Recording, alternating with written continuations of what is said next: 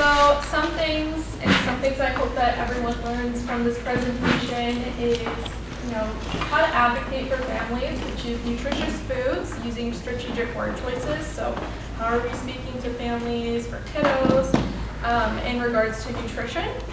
Understanding the importance of meal planning or having an outline before going to the grocery store or shopping. Tips for selecting and preparing nutrient-dense foods. Eating nutritious foods while on a budget, and then choosing healthy options at convenience stores. So, and I go through a gas station, a Dollar General, and then a fast food option place. So, of course, I have to go into a little bit about kind of the background on why nutrition education is important.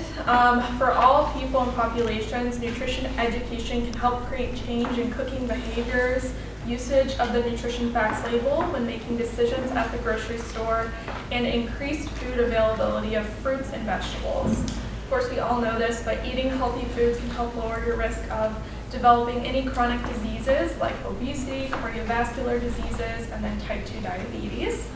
The main factors that have been shown to increase fruit and vegetable consumption are going to be those multi-level approaches, so taste tests, nutrition education, and providing easy to cook, low cost, healthy recipes for participants. So hopefully throughout this presentation, I provided you some kind of resources to go on to look online with your patients or your clients and your students to help provide them that information as well. So starting off, some things that I'd like to talk about are strategic word choices whenever we are discussing nutrition education with anyone. Nutrition is such a very taboo topic. It's very personable to people. It's not just the food that we eat, but it's the culture, it's how much can you afford, it's everything. So it can be very emotional and it can be very difficult for some people to talk about. So when discussing nutrition education, it's important to use proper word choice to avoid any feelings of judgment from the client or the student or any families that you have. Some of the things that I like to implement in my own practice are not saying healthy or unhealthy foods. All foods can fit. I like to then discuss nutrient-dense options versus energy-dense options. So again, I like to say that all foods can fit, so we need both nutrient-dense and energy-dense foods, but we just need to aim more for more nutrient-dense foods than energy-dense foods. Especially since I'm working in pediatrics, I have a lot of teenagers and kiddos that are really in that pivotal stage of understanding nutrition and not making them not feel judged. So I always talk about what is healthy eating. Healthy eating is not having a salad for breakfast, lunch, and dinner every day, but it's also not having a bag of chips for breakfast, lunch, and dinner every day. So finding a perfect balance. I never tell them to restrict or avoid any foods or tell them that they're not allowed to eat their birthday cake or any fun meals that they like to have with their families. Everything can fit because this is a lifestyle change. This is a lifestyle that we're doing. We're not doing a quick one-stop thing to completely cut something out. Again, food is all different types of things. It can impact our emotions. It can really bring people together, so we don't want to necessarily make them feel like we're judging them or telling them that they can't have that one thing that they like. By doing this, we can just help create a comfortable space for the client to share their thoughts and understandings regarding around food. So when we come at it from a strategic word choice where we build that safe space for the client or the student, they'll end up telling you a lot of really good information regarding kind of the foods that they eat or stuff around their typical eating patterns. So really that can be helpful when you're discussing with them and tailoring your education just for them. The first thing that I start off with my nutrition education is just building that good foundation on My Plate. So the My Plate food guide is like our food pyramid that we had way back in the day. I really like it because it goes through each food group. So there are 5 food groups, and I like to start off with this so that we build a really good steady foundation whenever we're talking to students. I like to talk about, of course, our plates are not always going to be looking like this. It's really impossible to get those perfect measurements every time. If we can, doing half of what we're eating fruits and vegetables. And knowing that it's okay if we can't, but if there's a possibility that we can add it in, then excellent. I also like to just discuss what food goes in each category. Fruits and vegetables are pretty simple. A lot of people would know that, but talking more about that grain category, what foods to choose from that category, and then alongside as well our protein foods. With the My Plate, you can really use it as your foundation, your level, but then you can also build on top of that. So using it as a resource for meal planning, grocery shopping, things like that, so that we can kind of help make it a little bit more simple. So things to think about whenever we are kind of considering doing a meal plan. How many meals per day is this person eating? I wouldn't recommend doing a 3-day or 3-meal plan where it's breakfast, lunch, and dinner and snacks if they're only eating 2 meals a day. That's just going to require them to get more food. That might cost a little bit more, and then it's also going to be unrealistic for them. Thinking about the food groups per meal, so kind of going back to that My Plate design, after talking through all the food groups with them, going into what consists of a meal. How many food groups should I look for? We want to aim for 3 to 4 food groups. And then if we do a snack or anything like that, looking for 1 to 2 food groups per day, or per meal, or snack, sorry. And then what kitchen appliances are available for use. So this can be helpful because when you're researching recipes or you're trying to kind of troubleshoot what they can cook at home, you really want to make sure that it's tailored to them. So we're not, asking them to air fry something and they don't have an air fryer, or all they have is a microwave. Then you can really figure out what kind of foods that they can have by just the comfort of their own home. They don't feel like they can't make them. And then thinking about starting off with an outline, really, going back to those meals, how many meals per day are you eating? Looking at, okay, I need 3 to 4 food groups. And if we're doing snacks, 1 to 2 food groups. And then we can use that by, labeling, okay, what do I want my protein this week to be? What can your fruit be this week? What can your vegetable be this week? And then we can reuse those items that we get from other meals as our new meals, so that we're not having to buy multiple things at once. And then always getting creative. There's a lot of recipes out there that have a lot of really intricate details that sometimes aren't necessarily needed. So if we have a client that only has, this type of protein in their house and that's it, we can alter the recipe to fit, what they have and what works best for them. So it doesn't need to be black and white. This is just an example of a meal plan. There we go. So it goes into a lot. When we're thinking about kind of planning our meals, we really want to look into sectioning off by each section of the grocery store. This person has a lot of produce on there. As you can see, this is a really good resource, Taste Better from Scratch, because she has endless meal plan recipes that also go into kind of how much per meal and how much total in the week. So this total week would be around $70. Some things that you can do are, if we need to make substitutions or we need to subtract some things from that, we can do that. This has a lot of ingredients to get, so I would go through the recipes that you want or they want to make and discuss what do we have in our home right now that we can substitute or swap so that we don't need to make it super overwhelming for them. Really just thinking about sectioning it off. What produce do I need to get from the store? What pantry items do I need to get? Protein, breads and grains, things like that. I included some websites because a lot of these are giving you a lot of good examples, and they're also really helpful to kind of create recipes from what you have in your home right now. So My Food Fridge, it allows you to cook any type of ingredient that you have in your home right now currently, and then it'll automate a recipe that has all of those ingredients.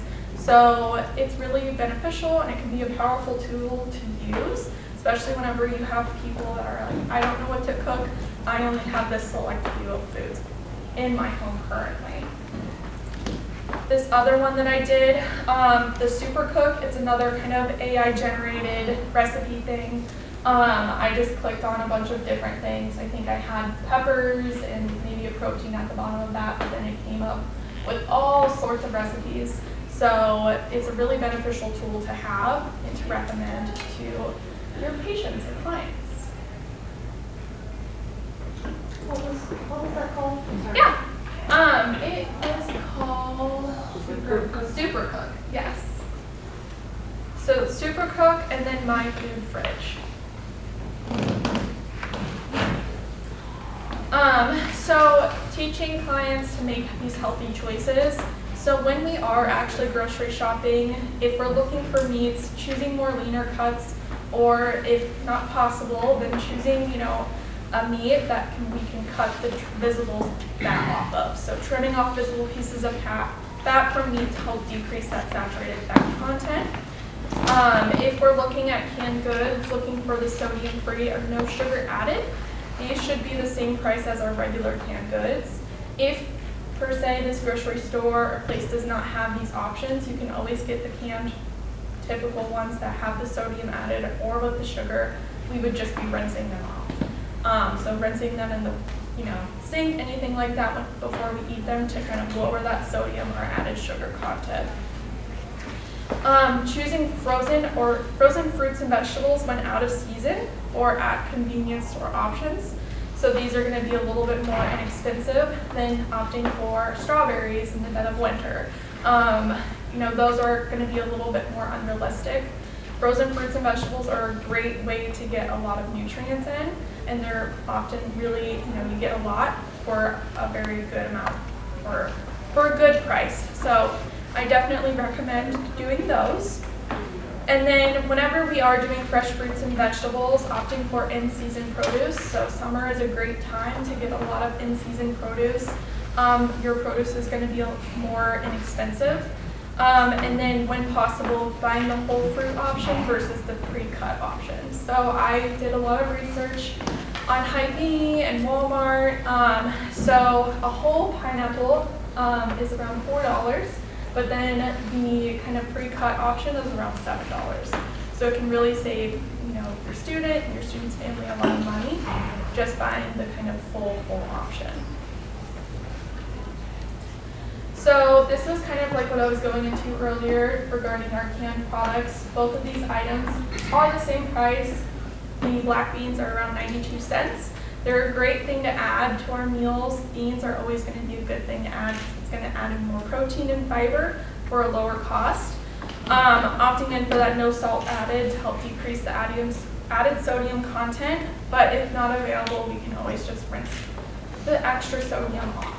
And then same with the fruit cocktail from Hy-Vee. Both of these are around $2. Opting for the no sugar added to help decrease the added sugar content. But if that one is not available, then you can always just rinse the fruit out so that it can help decrease that sugar.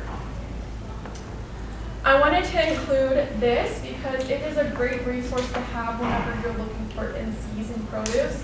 So you can select any state, any month, and then any produce that you would like. I went ahead and selected Kansas in early August. So it goes into all of the produce that is available in Kansas in early August. It has a lot of things on there, and then it goes into, after clicking on each thing, it talks about how to store them, how many days are they, useful in the fridge or on the counter, and then also how can you cook or make them last a little bit longer. So there are quite a lot. So peaches, there's some things on there that you might not see at the grocery store, like shell beans. I don't know what they are, but they might be at a farmer's market or anything like that. And then, just lots and lots of fruits, vegetables, and herbs. Okay, so whenever we are kind of talking about animal proteins, usually whenever we're grocery shopping, these are the most expensive item on our list. So really we want to make sure that these are able to last more than just one meal. So when we're shopping, looking for the meat on sale or in family packs to help decrease this cost. As you can see, the family pack is around $14, and it has about, I would say, like 8 or so chicken breasts in it, and then the Hy-Vee boneless, skinless chicken breast pack is around $9. And if you look at it, you would automatically be like, well, the $14 one is more expensive, but then you have to compare the price per pound. So the family pack one would be actually more inexpensive, and you would be getting more bang for your buck.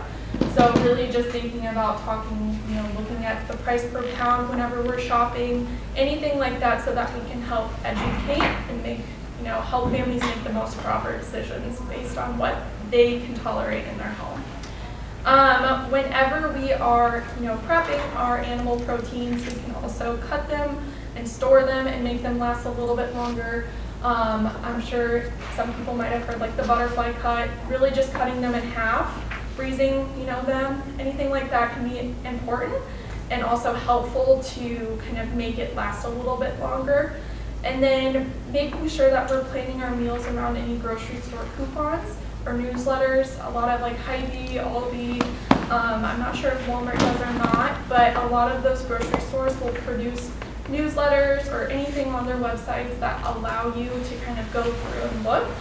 A lot of them will have sales on proteins, a lot of them will have sales on produce, things like that, so that you can, whenever you're planning your meals, looking at that to help, save a little bit more money. And then adding in vegetable proteins can be really helpful, again, to make our animal proteins last a little bit longer. So if we decided to add in a cup of lentils alongside of our animal protein, we would be adding in an extra 28 grams. So it can be really good, and it's going to have that fiber in it to make your families feel full, so that we're not going to be hungry or anything like that after our meals. So any of these options are going to be important whenever we're thinking about kind of making our animal protein last a little bit longer. I wanted to kind of go into looking at typical grocery store items that have a lot of word choice on them that I like to think of are grabber words. So our organic, our non-GMO, artificial flavors, things like that, these are meant to kind of tell people, oh, I'm a healthy product, or I'm a product that, I'm better than the other products, things like that. What it's telling me is that, with the organic, it's really just kind of determining how many pesticides are you using. Still using some pesticides, things like that, but it's not going to be a lot. When we're talking about shopping more inexpensive, I always say we don't need to go into the organic. I don't do the organic sections. I offer regular, typical produce, things like that. It's going to taste the same. It's going to have the same nutrients in it. It's just going to be a little bit more inexpensive. I added some stars next to these grabber words because a lot of people would see them and be like, oh, this is good for me because it's organic.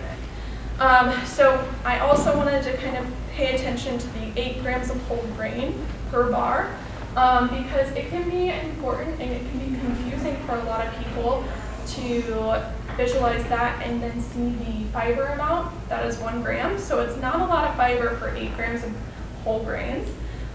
So really just kind of educating and thinking about, okay, just because it says 8 grams of whole grains does not mean that it's going to be that nutritious for you. When we think about the fiber content, we really want to make sure that we're getting anything above 3 grams. That would be considered a good source of fiber.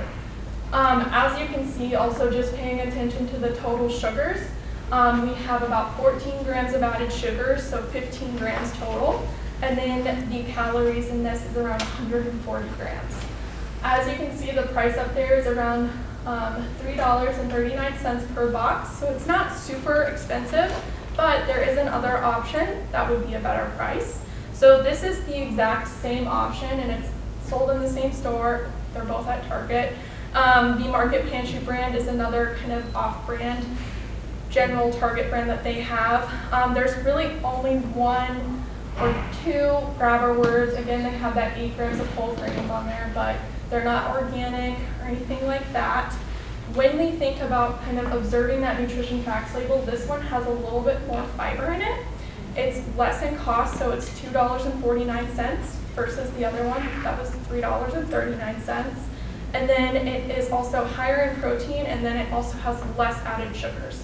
So really observing, dissecting that nutrition facts label whenever we're out grocery shopping, and then looking at that price tag to make sure that we're getting the best option for what we're looking for.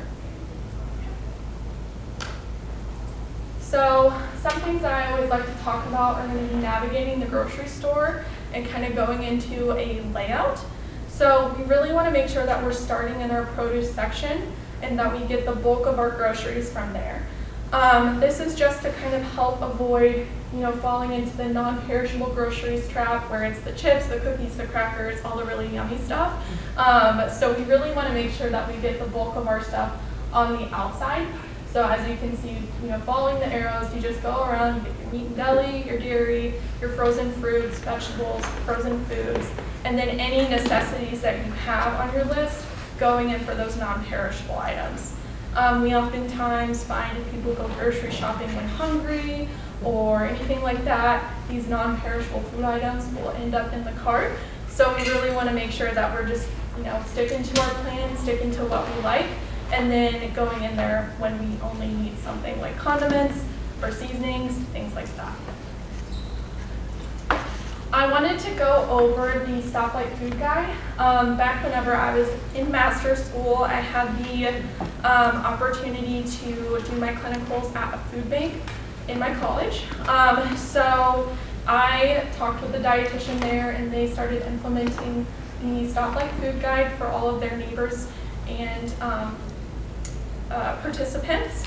And it's really just to kind of help people understand what food choices to choose and what food choices to maybe think second thoughts on. I never, again, talk about restricting or cutting foods out completely. This is just a good way to kind of visualize and learn and understand what foods might be a little bit more nutritious for us and other foods that maybe we need to think about, choosing a different option or anything like that. So it goes against the stoplight. So the go foods are going to be, the healthiest foods within each group, the lowest in saturated fat, trans fats, sugar, and calories, higher in those nutrients that we want, vitamins, minerals, fiber, and then talking about enjoying 2 or more of these from each food group daily. Our go slow or yellow amounts are going to be the ones kind of higher in saturated fat and sugar, lower in those healthy nutrients but still have them, and then aiming for 0 to 1 servings from each food group daily. And then our red are going to be our whoa, or kind of think about this before we do it. These are going to be our highest in fat, sugar, and calories, lowest in those healthy nutrients, and then saving these for special times. So 1 to 2 from each food group weekly. So again, you're able to have them. We never want to kind of cut them out, but we're just choosing other foods more nutrient dense to add in before those. This packet also goes into kind of understanding the My Plate Food Guide, again, really using that as a good foundation, and then observing the nutrition facts label. So the nutrition facts label can be really important to kind of understand and utilize whenever we're making selections and choices at grocery stores. There's a couple things that we really pay attention to on here, and that's going to be your calories, the serving size, our fiber, our protein, and then the sodium, the fat, things like that. I like this infographic because it goes into kind of the typical general diet and how much less saturated fat or total fat you need to look for in a day. So for total fat, if we're having 2,000 calories in a day, we need less than 65 grams of total fat per day.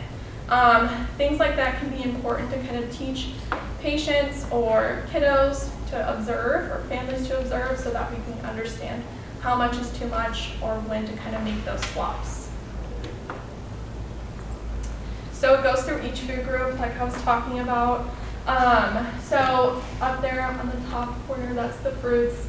Really just looking at that rarely category, our fruit cobblers and fruit pies, things like that. Trying not to have them every day. Canned fruit and heavy syrup, really looking into kind of those options. Again, we're dealing with food insecure populations, so if by chance someone can only have food in the yellow category, that's still a better option than food in the red category.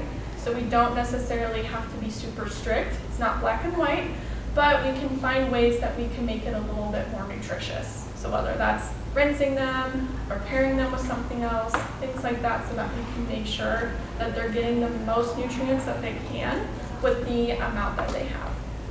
Our protein foods, really thinking about like the breaded and fried foods for that category, are more non-lean cuts of meat like bacon, bologna, things like that. Again, we're in a food insecurity population, so if families can only afford bologna or only have a bologna available to them or anything like that, that's okay.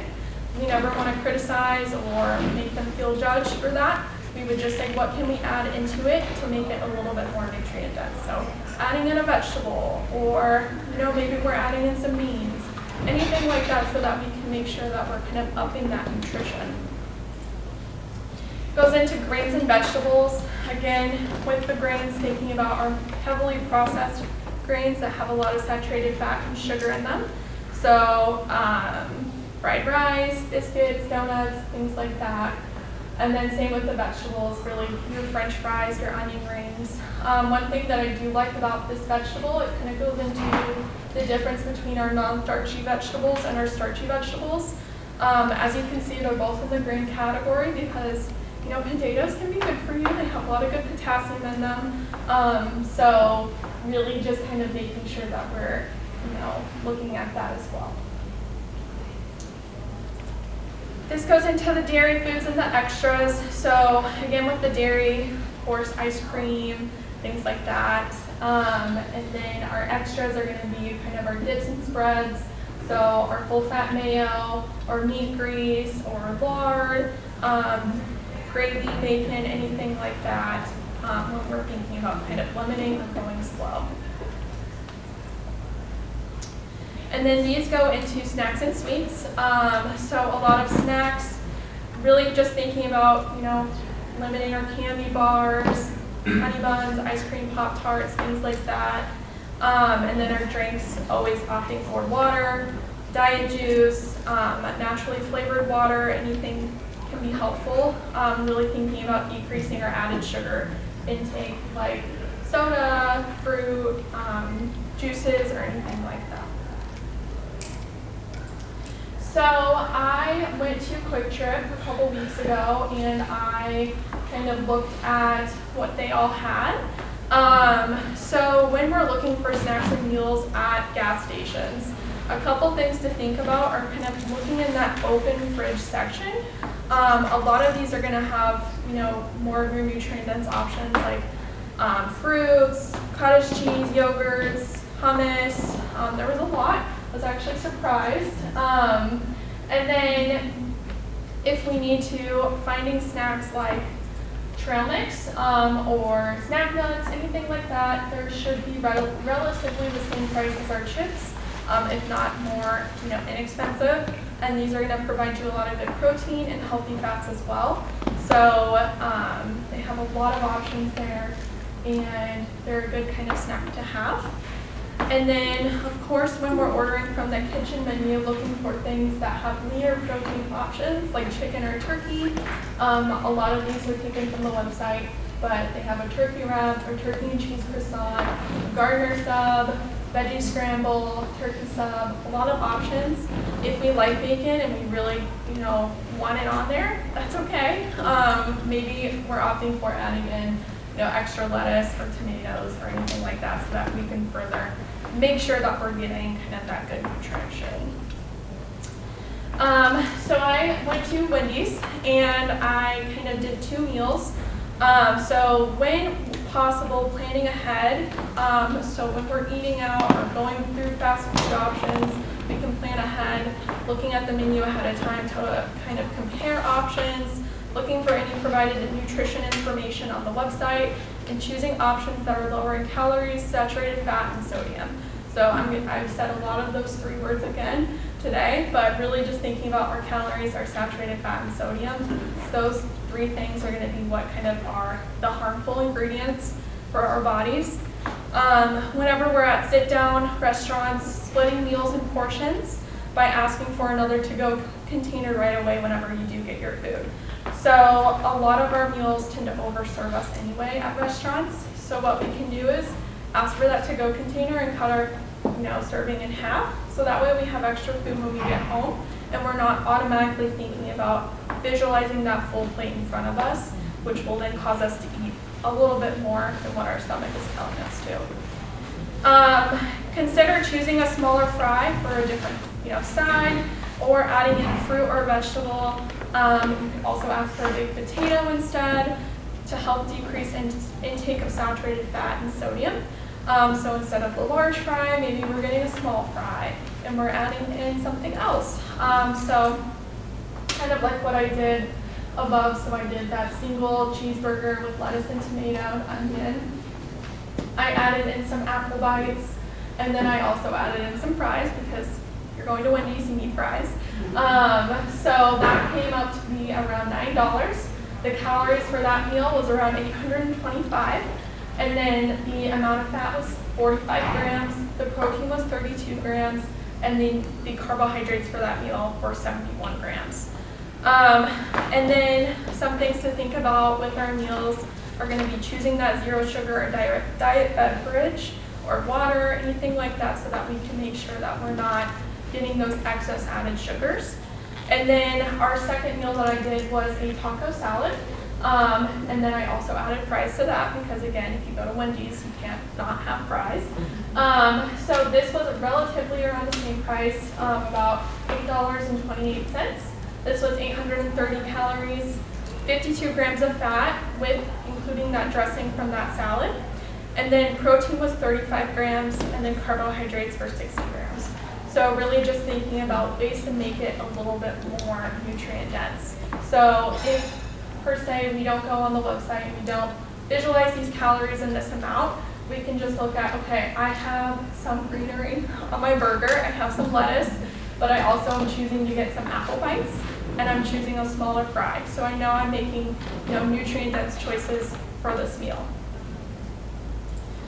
I did a Dollar General shopping spree online, and I kind of looked through everything. This is a Dollar General that does not have that produce section in it. A lot of Dollar Generals now do, so that's something to think about. But for this one, I did a chicken taco meal. So for that, the total is $16. So it's a 2-pound bag of boneless, skinless chicken breast. So quite a lot. So you can kind of prep and freeze the rest that you don't need. Taco seasoning, tortillas, salsa, 2 things of beans because, again, they add fiber and protein and they're good for your heart. And then our diced tomatoes, which are fruit, so they add some vitamin C and some potassium in there as well. So we have a good balanced meal for around $16 that should last families quite a while, or a couple days at least.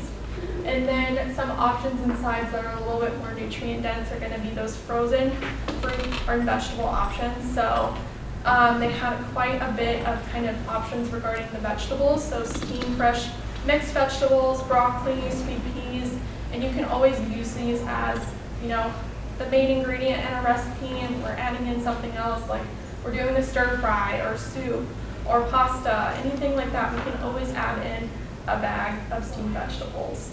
And then fruit options were a little bit skim, but thinking about go-go squeezes, they have quite a good amount of fruits in them. They're a little bit lower on the added sugar, and they have 100% fruit.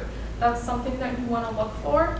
The squeezable apple sauces, you're looking for an unsweetened option, so it's just apple, and so it will provide you kind of that nutrients that you're looking for. And then this also has some yogurt there, so blended low-fat yogurt, anything like that is a good choice when kind of thinking about nutrient-dense options. Okay, and then these are my sources. So are there any questions?